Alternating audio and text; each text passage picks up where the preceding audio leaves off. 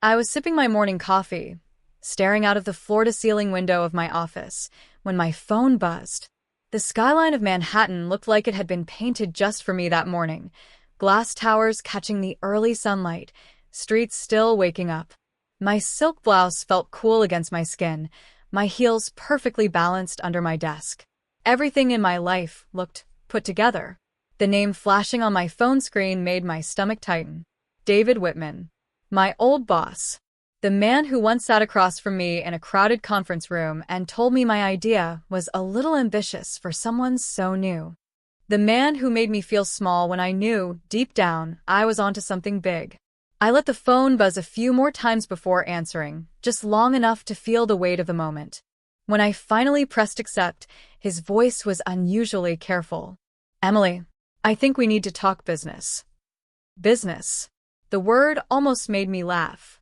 Because if he knew the truth, if he knew who he was calling, he might have chosen another word entirely.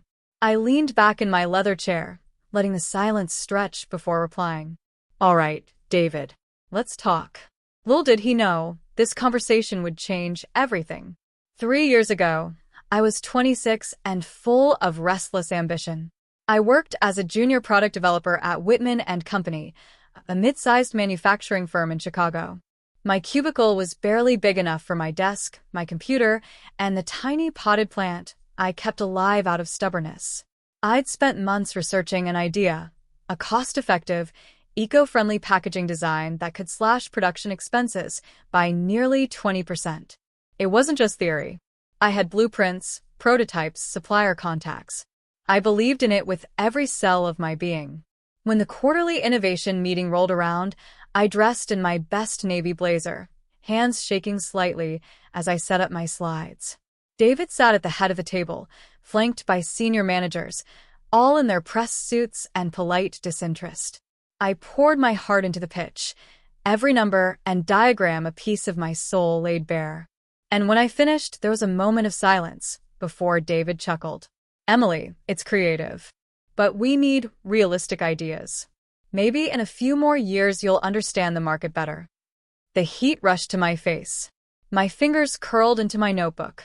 I wanted to argue, to tell him he was wrong, but his tone made it clear the discussion was over.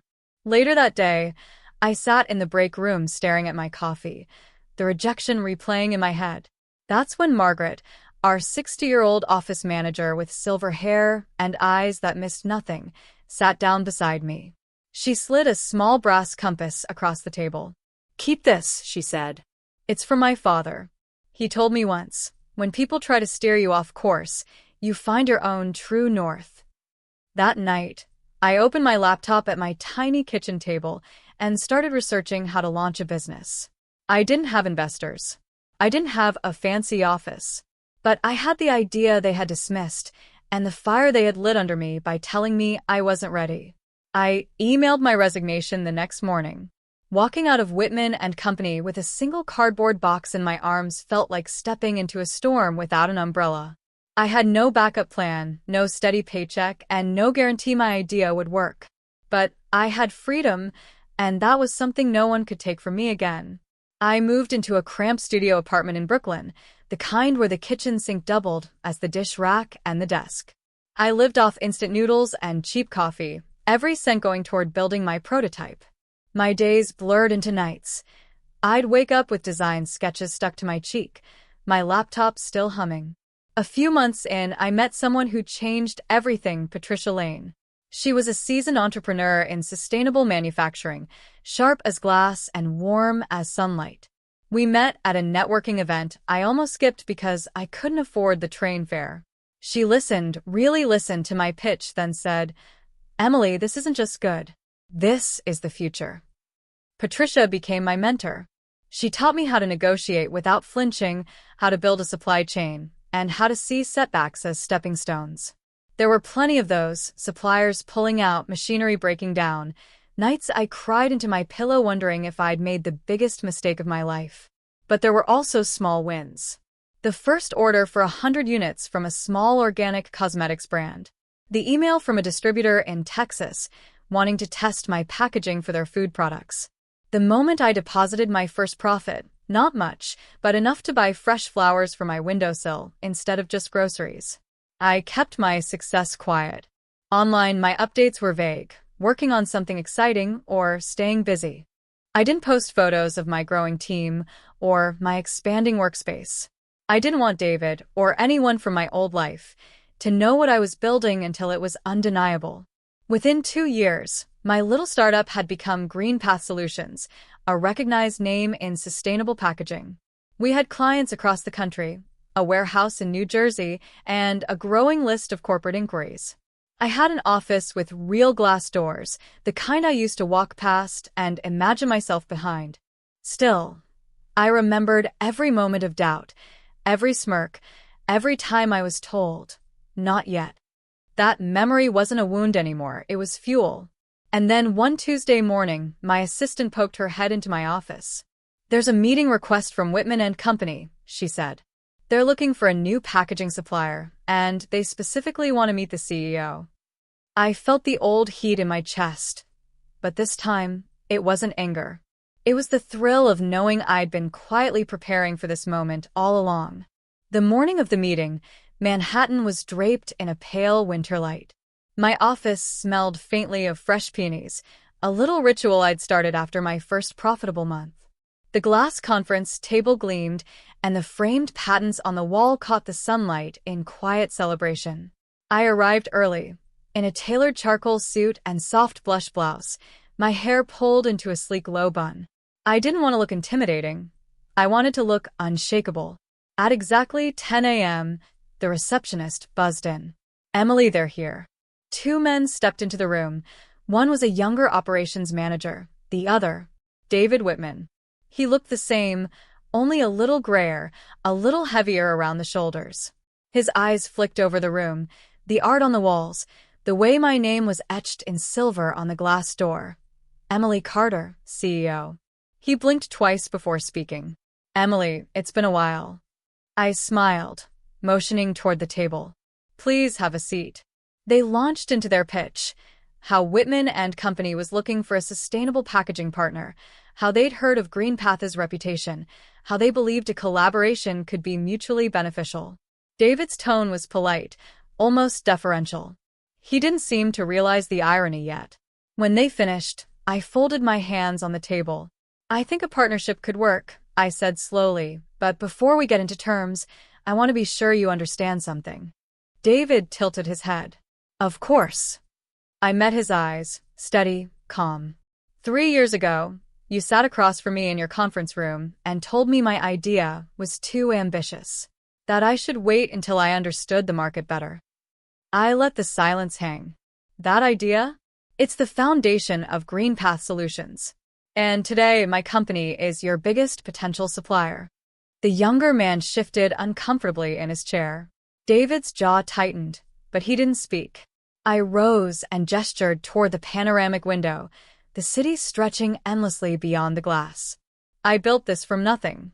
No investors, no safety net, just the idea you rejected. And now, here we are." David's voice was quieter when it came. "I didn't realize." "I know," I said simply. "But now you do." We sat back down, and I slid a folder across the table.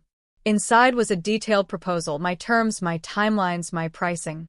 There was no room for haggling disguised as respect. David leafed through the papers, his hands a little less steady than before. "These aren't firm." "Yes," I said. "They are." For a long moment no one spoke. The city hummed beyond the glass, and the weight of the moment settled between us.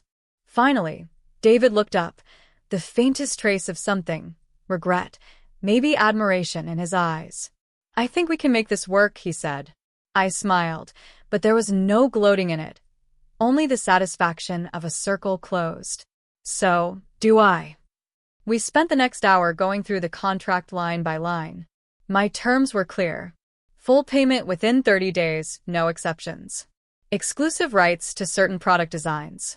Creative control over packaging modifications. But there was one more clause, the one that made David pause. Clause 14, he read aloud. Whitman and Company to provide quarterly progress reports on sustainability initiatives, including staff training and waste reduction metrics. He looked up at me. That's unusual for a supplier agreement. It's not negotiable, I said. Green Path doesn't just sell packaging. We partner with companies who share our values. If you want our product, you'll commit to measurable change in your operations. Otherwise, you can find someone else. The younger manager scribbled notes, avoiding David's gaze. I could almost feel the weight of history pressing down on him, the memory of the day he dismissed me, the irony of now having to meet my standards to earn my business. David's voice was careful. You've changed. I've grown, I corrected.